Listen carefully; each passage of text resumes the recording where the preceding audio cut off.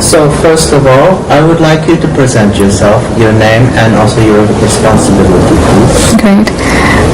Thank you very much. I'm Francine Muyumba. I'm the president of the Pan-African Youth Union. I'm from the Democratic Republic of Congo, so I represent African youth, and of course, we are talking about all the member states of the African Union. Can you tell us about your delegation coming here and what kind of message you have? What will be the youth of Africa coming to do here in Russia and Sochi, and what will be the message of the youth of the continent in terms of the world agenda. So we have been really glad to be welcomed by Russia, and really the hospitality and also the commitment of African youth in terms of the messages we are bringing across. So we are saying as Africa, it is time that the world can do justice for Africa and make sure that Africa is included in all things that it concerns Africa, and also saying that it is time that we give the right place to Africa, because Africa can be able also to help the world in so many issues, on issues of peace and security, on issues of development. Africa is young today, and most of the continent in the world are quite old, and we believe that the input of Africa, the contribution of Africa to the world agenda can be more significantly. And what the message, the strongest message that African youth brought here is to say that listen, as Africa, we want to be treated equal. We want all the partnerships to be based on mutual respect and equality in terms of how we see Africa. We don't want to see the world that portray Africa as that continent which has nothing to show, as that continent that cannot compete with the world, as that continent that cannot participate in the development of the world and also finding solutions in terms of the world. We want Africa to be part of the UN Security Council. We want Africa to come up with the international court, African court. We want Africa to have a common currency. We want Africa to play a major role in the international arena. So this is the message that African youth are bringing to this festival, and we are committed. All the youth, yesterday was Africa Day to the festival, and we made sure that the voices of African youth were really heard at large at this festival. So we would like to ask you some questions about your view on these are philosophical questions that are tied to the festival. And one thing is about youth. What is youth and feeling of love? So, for instance, what in your view is youth? How would you describe youth? And is there another word you can use instead of youth? Energy, strength, and the future. Because today, young people can play a significant role in the issues and problems that the world is facing. We are no longer at a point that we can treat young people as the future, but we treat young people as the present. How we involve the young people in terms of finding solutions to the problems that the world is going through. How can we use the youth for peace and security? How can we use the youth for development? How can we use the youth for agriculture? How can we use the youth to improve and also in peace and security especially? How can we use the youth to be peace agents? So we believe that the world youth is important, and none of the organizations in the world can do without the youth. So it is very important that in all our development agenda, we include youth development and youth investment. And this is what we are trying to do at the African Union level, to make sure that in every investment, in any development, member states invest in the young people of Africa. So we believe that the voices of the youth of the world and the unity of the youth of the world to push for the world agenda can be able to push many things that are really stuck in the world today. We had a meeting today of the National Youth Council of Russia, and we discussed how African youth and Russian youth can influence the world agenda. And this is specifically talking about also the issue of the world of justice, the world of equality, the world that can treat everyone as a human being. That is the world that we want. We want the world that can promote the most disadvantaged, the most vulnerable, the world that can cater for everybody. So that is the world we are talking about, and this is what we want to see the youth doing all over the world. We have two. Okay, so the next question is more personal. Are you capable of falling in love? And what is the difference between true love and untrue love? Yeah, I'm a human being. Actually, everybody can fall in love with anyone, and it's a right with whoever you want. However, for sure, I can, like anybody else. And what is the difference between real love and false love? Real love is sincere, and it does not based. It's not based on materials or anything, but also, most importantly, happiness, joy, and that is what we call love. Love is not materials. Love is not something you can buy. Love is not going for something because you want to go for it because you want to be richer or whatsoever. Love is accepting each other the way we are and how we can build on that. That's how I believe and I know that what love is.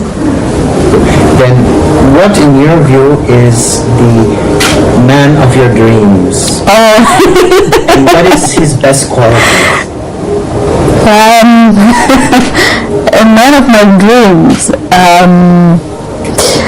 Growing as a young Christian, I strongly believe that somebody who fears God is somebody that can bring you everything. So that is some of the criteria. And a man who can be a friend, somebody who can be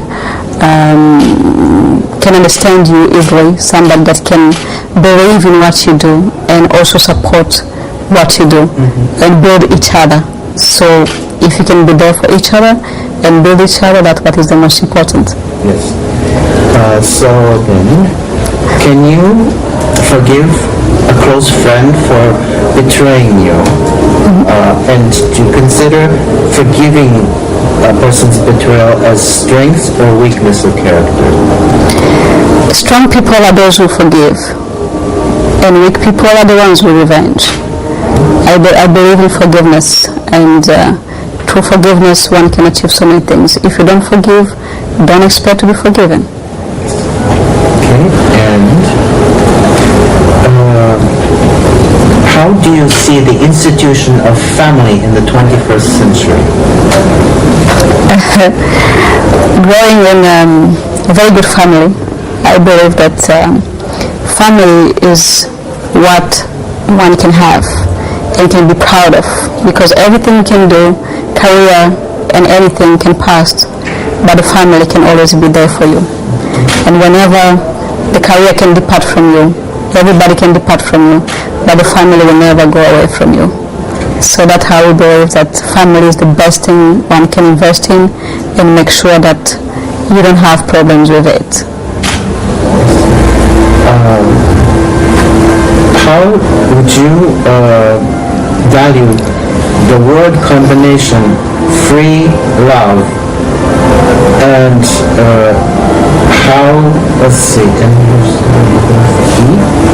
so how would you define how would you value the word combinations of free love and I don't know what you mean by free love, but I don't understand what you mean by free love. That's the same question actually, yes. Yes. Then what is the relationship between love and freedom? The relationship between love and freedom? That's a tricky question, but love and freedom.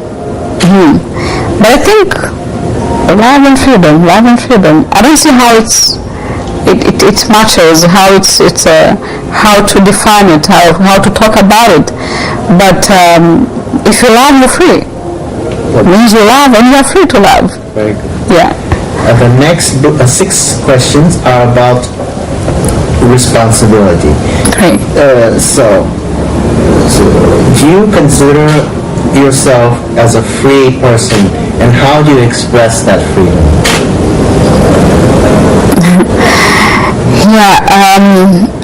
I am free because I stand for the rights of others.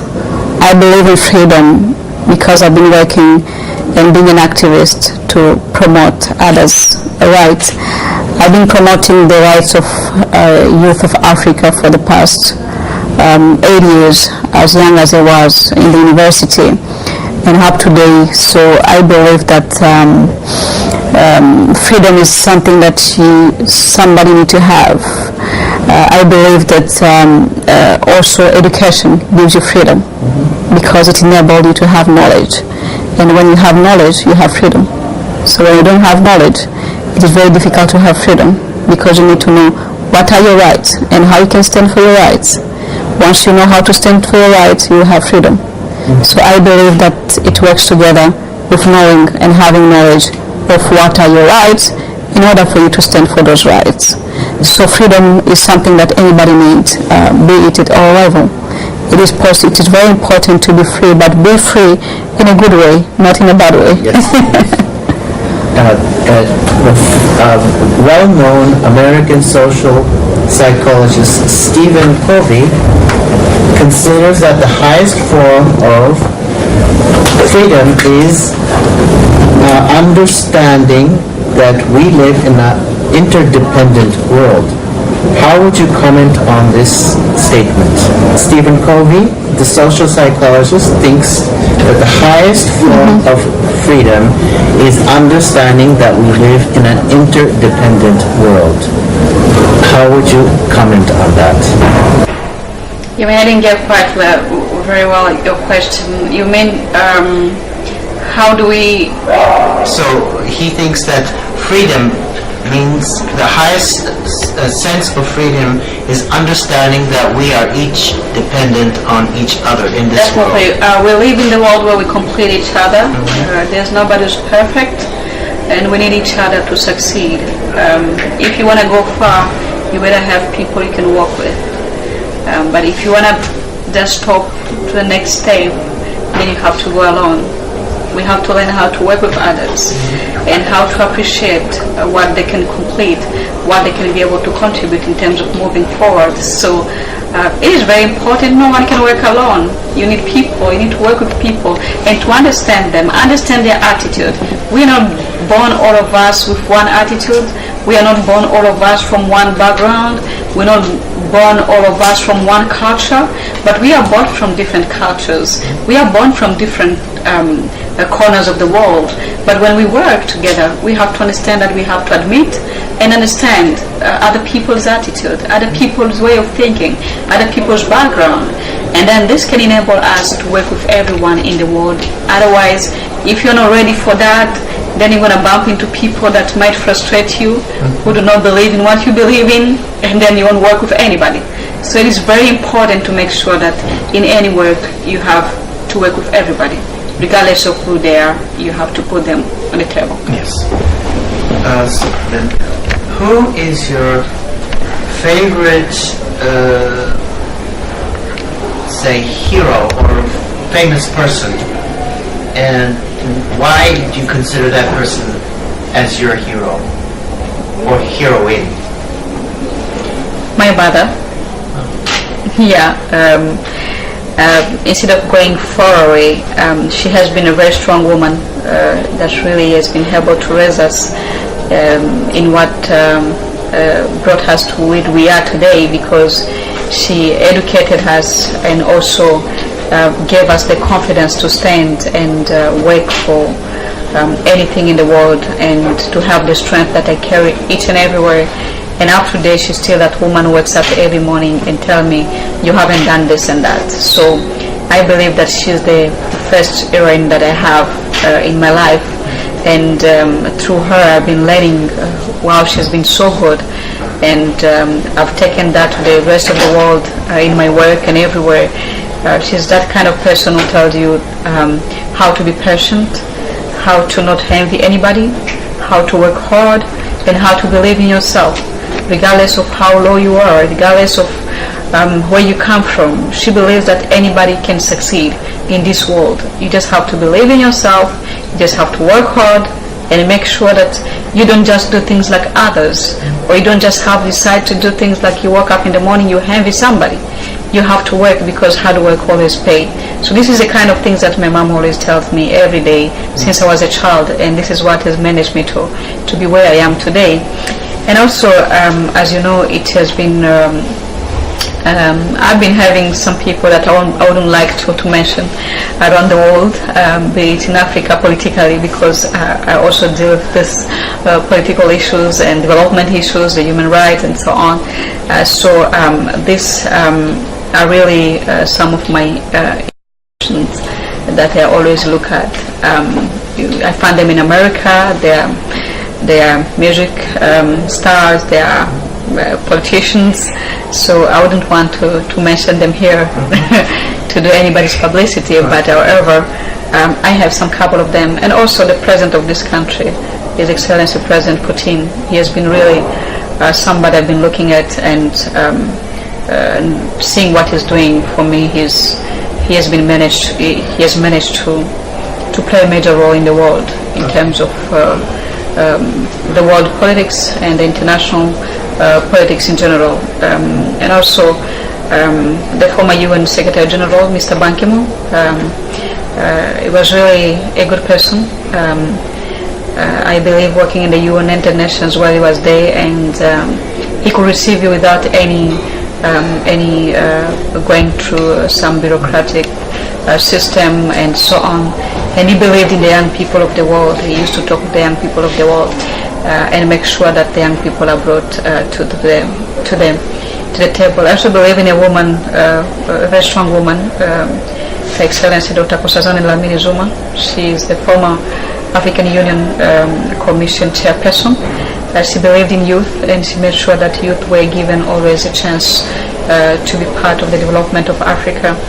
And so many of them, of course, also my president, His Excellency President Joseph Kabila, and of course some other head of states who have been really doing well on the continent, and also have been really pushing us. So I believe in a couple of them also in my country politically and worldwide. Though we have challenges in my own country, but I believe that through unity and cohesion we will be able to advance the issues of the country. As a young man coming to power under 30 years old to lead a country such as my country, with all the difficulties, he has managed to lead the country regardless of challenges, which I believe my country will overcome one day with the will of the people, both from all the political wings, to make sure that the country goes forward. And the next question is, modern civilization is creating a valley between super rich and super poor. And how do you think, is this unavoidable? What do you mean? Meaning that there is a gulf Yes. between the super rich and the super poor. And is this, in your opinion, unavoidable? The world is what it is today. You find people in countries where there is no middle class. It's all about rich people and very poor people. You don't find in the middle there the middle class economically with the people. But I strongly believe that the world without that kind of humanitarian heart, we can't do anything. We have to think about others, and whenever we have powers, we have to know that there are people there outside who cannot eat the food that we are eating every day, who cannot have that nice bed that we have, who cannot have that beautiful house that we come in every morning and every night we sleep in, who do not have that beautiful car that we drive every morning and have all the facilities. So whenever we are there, we should always think of others, especially the most disadvantaged ones. So I believe that the world must create also more a middle class and be able to support those in need.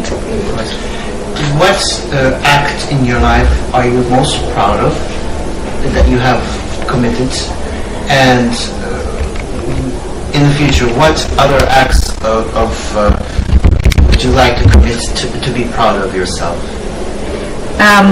This really brought tears in my eyes because it's something I did when I was in the university, and it's really, really, really, really important. I believe I paid studies of some of my colleagues in the university, because when I became the president of the student of the University of Namibia, I got some percentages all from my school fees, and the remaining money that I used to get from my bursary, I had to pay for the students in need. So this helped them to finish their studies, get their degrees, and today being who they are in the world. So I was really proud of that, and this is something amazing that I did in my life, which I can always be proud of and to do. And what else would you like to be proud of in the future? I'll be proud of being a solution to the lives of so many people, especially the youth of Africa. For me, it's just not a matter of being the president of African youth and having the title, but what I change in the life of these young people. The results that I bring out of my leadership, this is what I look forward for. I want to look back one day and say, I worked for the young people of the African continent, and this really changed their life. This is what I always do, and work with determination, and work with all my heart, out of all the privileges and the visibilities and anything else. Is a passion.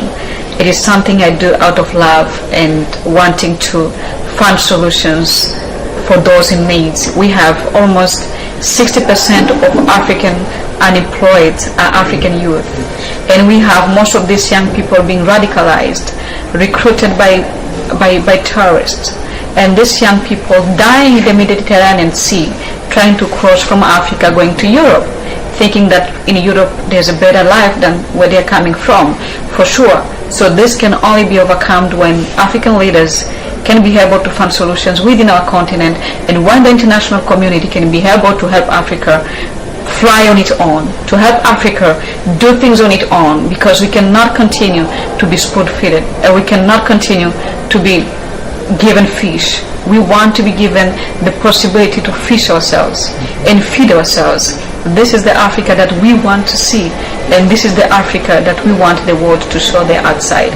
I also want to be that person that can change the lives of those that I can, because I've been really passionate.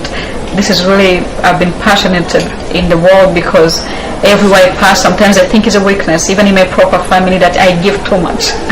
I give too much, and sometimes I think is a weakness, and some of the members of my family think is a weakness, that I work for people. I end up working for people, and I stay with nothing. And this is really something which I've been trying to work on, but I think this is something that God gave me to do in this world, and it has really been bringing me blessings everywhere I go. Whenever I give, I receive, and doors are open everywhere I go. So I believe that in giving we get so much, and through giving I can change the lives of so many people. I don't need much to give. I don't need too much to give. The little that I have, I always share with people. That's what is more important. So you don't wait to have so much things in order for you to give. The little you have, you can be able to give and change the lives of so many people. Even if you change a life of one person, you can be able to change the lives of million people tomorrow, if God gives you a possibility and give you the resources whatsoever you can do. So giving does not require you to have so much to be a president, to be a minister, but you can still give. You can still change lives of people wherever you are. So I believe in this, and I've been doing this almost every time, and my family has been quite unhappy with this, because I end up helping everybody, and myself I remain with not that much. Is Mahatma Gandhi thought that politics should be made when a politician conducts politics, that it should be ethical. What do you think? A politician of the future, should he or she conduct politics ethically or not ethically? I think I can never do politics because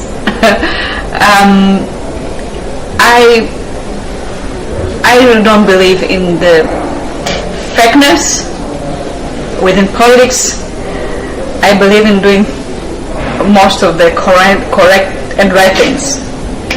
And most in politics, things are done out of hypocrisy and out of a lot of hypocrisy around the world. But politics need a bit of ethics. Not a bit of ethics. Politics need ethics. We can do politics, but also to be able to do the right things. I don't believe in the politics that hinder the progress of any development. I don't believe in the politics of selfishness, the politics that cannot change the lives of others. I don't believe in the politics where one is so selfish and one cannot share and one cannot improve the lives of others. I believe in the politics that improve the lives of others. As you know, the world today, everything we do, we'll leave it here on earth, and nobody can be able to go with anything whenever he dies. So the little you have today in the world, whatever you do as a politician, be able to do it knowing that you are changing lives of people. You can have millions, you can have billions, you can have anything, but if it does not change the lives of people, we're going to leave everything here on earth. So do you think politicians can become? Not really. I don't trust in that. I don't think in politics you can really, it can be 100% cover ethics when it comes to that. But I think there are true politicians who can do at least at 60% or 70% truthful things. So ethics in politics is very, very important. The respect of others, the respect of those that you lead, those that you represent, because you do not represent yourself, you represent people. And if you represent people, you must do things not according to yourself, but according to those people that you represent. So politics is also about those that elected you, those that gave you the power. It's not about you, it's about them. You represent them, and the least you can do is to make sure that you change their lives. The last question is, if you found yourself in a magical cave where you're allowed for one dream to come true, which dream would that be? Oh!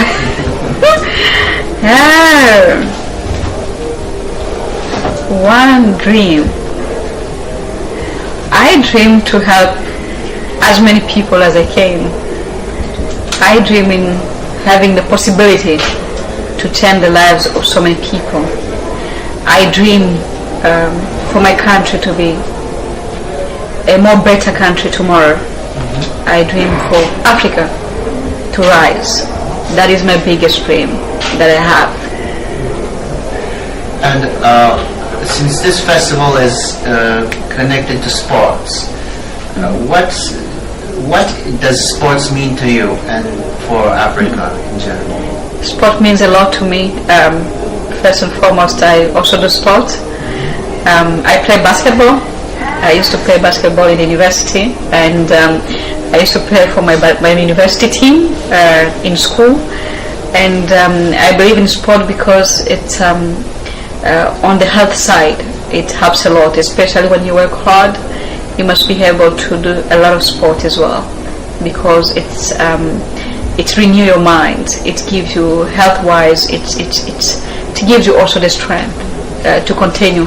So whenever I'm stuck with my work, because I work too much and I travel a lot, so whenever I'm stuck, I make sure that I do a lot of sports, and I have a basketball court at home.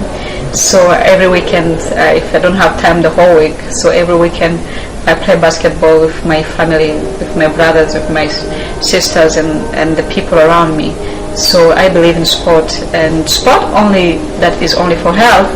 Sport also can be good for peace. Sport unites people. where people disagreeing, sport brings them together. So I believe that sport is very important for today's world. We can use sport for education, we can use sport for peace, we can use sport for development, we can use sport for so many things.